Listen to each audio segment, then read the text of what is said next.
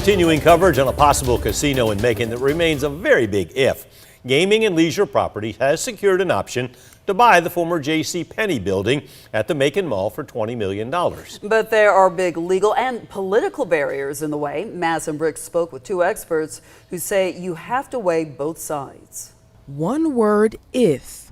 Very premature, and again, there's a lot of things that you have to kind of work through with something like this. A possibility if a casino will come to Macon.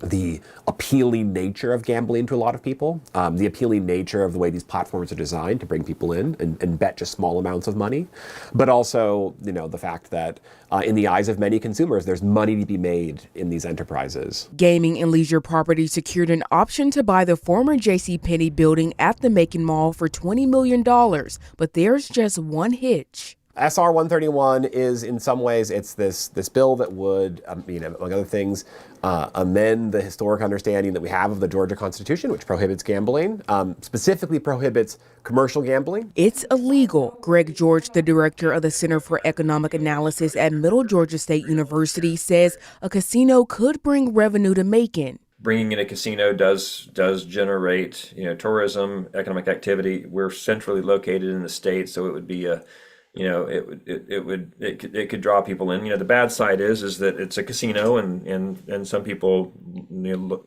look down upon such things. But political science professor Benjamin Hoyt says there's more sides to consider. One of the arguments that appeals to most to people when there's opposition to new gambling facilities like commercial casinos is the idea that it comes with a social cost, right? That it hurts people's morals, that it promotes drunkenness and misbehavior.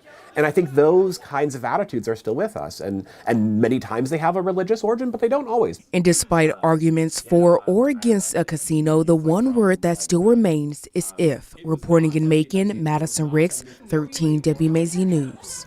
Again, that project's still in its very early stages. We did reach out to Gaming and Leisure Properties, who confirmed talks about a Macon casino are preliminary, and they had no additional comment.